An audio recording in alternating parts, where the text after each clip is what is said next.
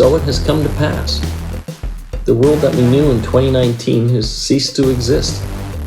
The concept of human physical contact has totally changed, along with the concept of leisure and social interaction.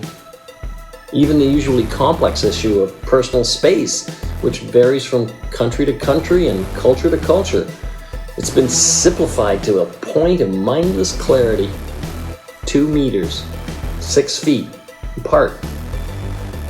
This COVID-19 crisis is an act of God, and if we must suffer together as humanity to learn some hard lessons about ourselves, our childish attitude towards each other, and our total disregard for our home planet, well, then thank God it wasn't an act of humans that occurred to facilitate this possibly necessary shift in our global consciousness. I suspect that nuclear war, even a small one, would be a much rougher ride than the one we are currently on.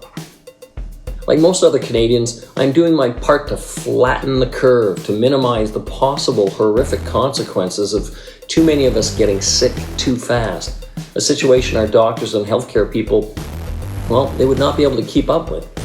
But being bored out of my gourd right now is going to help save lives. That's a fact. And how do I know that what I'm doing matters? Well, it looks a lot like Kingston, Ontario right now. It looks like nothing is happening. That is the indicator that I and you and all who are practicing distancing are doing the right thing.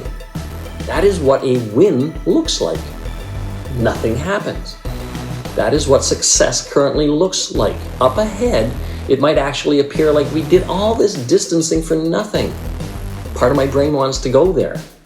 But I only have to see what's happening in Italy, in Spain, closer to home in New York City, to know that the alternative to nothing happens is really bad things happen.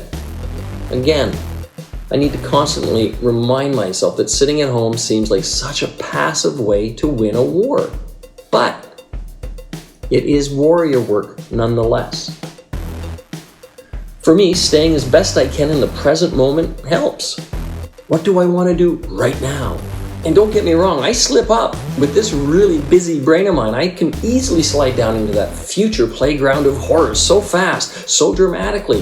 The thing is, I'm getting so much better at feeling the edge of that slippery slope. It's like my mental toes feel the rim of the abyss and lets me know time to stop. Stand still. Be here now. And in those moments, a quick check-in on all the good things I still have in my life helps ground me in the now. Well, that's my Sunday morning thoughts on this wet spring day, April 5th, 2020. Sending out a big, distant rain hug to all of you. And remember, for right now anyway, boredom can mean you are truly being a lifesaver.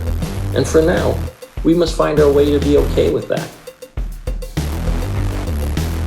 Namaste, y'all. Where's that camera? Nope.